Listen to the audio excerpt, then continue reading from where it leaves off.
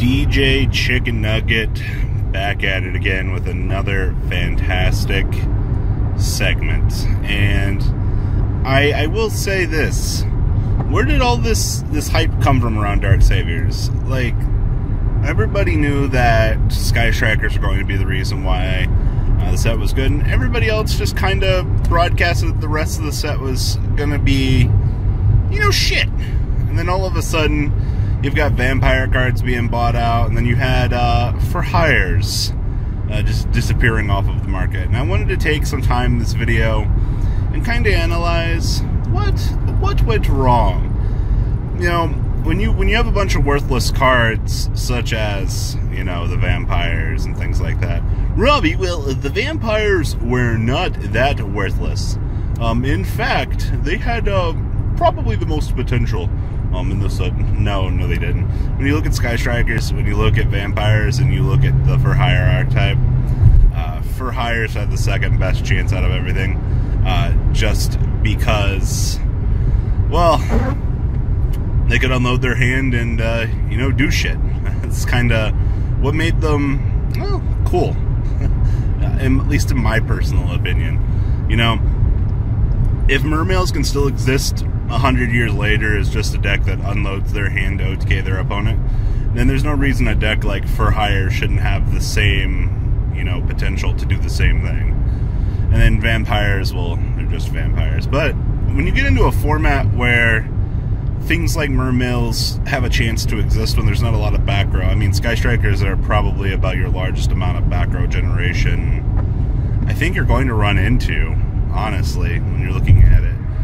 You've got Goki, which don't really care about back row. I guess Altergeist are there, but I guess you've got Stun as a deck too. I mean, technically there's only like 3 decks, but outside of that, I mean, what else really is there?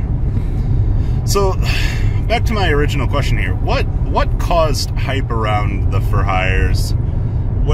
How did we get to the point that we were? You know, something just doesn't happen. Well, every once in a while, a little boy will grow his wings, and they will become fucking the best furry in the world. I feel like I'm making a Neverland reference here to fucking, what is it? I can't remember what movie it is, but Jesus. Here's the thing. Somebody had money somewhere. I heard a lot of rumors. Somebody decided to go and buy out For Hire, causing the price to go up. Which kind of makes sense. If you've got a large set coming out, you know the best money cards are the Sky Strikers, and you're like, well, fuck it. We need to push the agenda for the rest of the set. You know, we need to rise the prices of some other stuff. So let's try to buy out some of these other cards and try to rise them in price. You know, create some extra money in the set. You know, $100 engages and $40 to $70 Widow Anchors weren't enough. By the way, if you haven't been keeping up, these Widow Anchor buyouts every other week have been pretty fucking hilarious, honestly. I don't know, the card just won't keep its price. Like, so many people keep making an attempt to buy it out, and then all of a sudden, you know, it won't stay. You know, and then you've got people over here buying out Vampire Fallline, trying to get it to be a $3 card. That's not working. So, what do you do to make... What card do you have to buy to make it stay up in price? Well, we actually seen For Hires maintain a stable price range across $10. $10 kind of seems to be that price line that certain things can go to. That they'll probably maintain that value. 10 seems to be... Because most people won't feel bad about spending $10 on a card. I mean, $20 is the... Well, that's a lot range, but $10, it's kind of like, eh. And then, you know, $5, a lot of people are like, sure. You know, it's just $5. But like I said, $10 seems to be that range you'll see a lot of things go to. People just don't give a fuck about paying for. Damn fucking For Hires. The deck is literally just Mermails. Like, you unload your hand, you look at your opponent, and you go, alright, can you beat me, yes or no? If the answer is yes, well, just that. You literally need to go second with that deck every single damn time. I think that's the thing I don't really like about For Hires, actually in the game of Yu-Gi-Oh! In general, going second decks. So, going second is a fantastic concept. Your main deck's evenly matched. You make sure that your deck can break their board. That's all your deck does, right? Well, in the case of For Hire, you just normal summon your guy. Your opponent doesn't do anything about it. You proceed to unload the rest of your hand. Seems pretty straightforward, right? You know, use the Excavate guy, be able to have a monster negate. Yeah, it's actually pretty standard for what the deck does. But my problem with going second is when you open a going first hand, and your deck can't actually, you know, fundamentally do anything. You know, you have to rely on those other cards to go second. And you also have to get your, like, hand trap ratios right, and just generic things like that. Going second it's a cool concept, but I guess, I don't know. I can't bank on every game I play just being the concept of, well, fuck diddly yuck, like I won the dice roll, yeehaw, let's go. You know, it's kind of, I feel like how it goes some days. But this, I don't know what made this set have a lot of hype around it outside of Sky Strikers. Like, it's not that often that the TCG we feel like we miss a gem. And I think a lot of people feel like the For Hires were this deck that we just missed underneath the radar. It's like, oh my god, like, this shit's so good. Like, invest, invest, invest. Everybody thinks it's bad. And then the end result was, well, the people that didn't invest got rewarded. And then the people that did invest, you know, as long as you got in on that entry level, well, kudos to you. You made some money. But on the downside, if you were spending $100 on the For Hire deck instead of, you know, the $20 that Yu-Gi-Oh! Singles had it up for, you lost hella money. I mean, I guess you can make the argument of, well, I really wanted to play For Hire. Sure, that's fine. You know, you do you, boo-boo.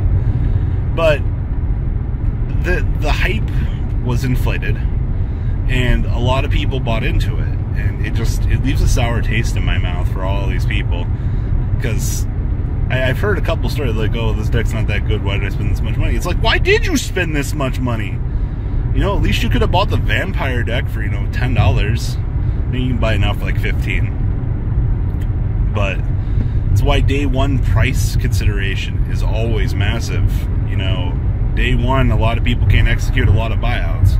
I mean, they can, but to the extent in which they're going to be rippled across the community, I don't know. But that's the majority of the main part. Like, if you absolutely want something, go in on day one of set release. Spend your hard-earned money. Cry. And, you know, at least the good part is, hopefully on the Monday, they'll ship your stuff the Friday you buy it. And bada bing, bada boom, you're done. You know, can't really hope for a much better overall arrangement. Man, DJ Chicken Nugget is hella tired today. I'm so sick of, like, Dark Saviors as a set. Like, I love Sky Striker. I love the deck. It's so cool. And then you've got For Hire, which I kind of wish I would have bought, so I could have messed around with. And then you've got the failure that is known as Vampires. Vampires at some point better be good. See, it's the same thing with, like, Magical Musketeers. Magical Musketeers were awesome. I really love the concept that they had for them. And I'm going to keep my fucking core for them because they're so awesome. But on the flip side, you've got things like Weather Painters. I mean, they'll show up every once in a while, maybe in like a top 32 scenario. Weather Painter did have a top 8 at a regional, so I mean, you can't discount them just because, you know, they're not inherently doing something at the moment. But, you know, these things will come out of left field. I mean, both Magical Musketeers and Weather Painters have had success. You know, don't forget Ed Assumption did top a qualifier with them. Oh man, the actual big UDS with them. God, that was so long ago. That was so cool to watch Ed just, like, dominate with that deck, though. But it just proves that, like, as long as, like, the right player and the right scenario come up, you can honestly top with anything. I think that's why we love the game of Yu-Gi-Oh! So much. Is, granted, like, no matter how bad it is, something left field can still happen, and the player base will still be in, like, awe. You know, and I think that's fucking awesome. You know, I guess the term expect the unexpected always kind of comes up every once in a while, but damn bad roads. But what do you guys think? Please, DJ Chicken Nugget, always remember, get the 20 piece. It's $5 instead of getting the 10 piece. Why spend more money when you can get more food? And honestly, that's the best part about life, guys. Alright, Deucerino's Chicken McNuggeterino out.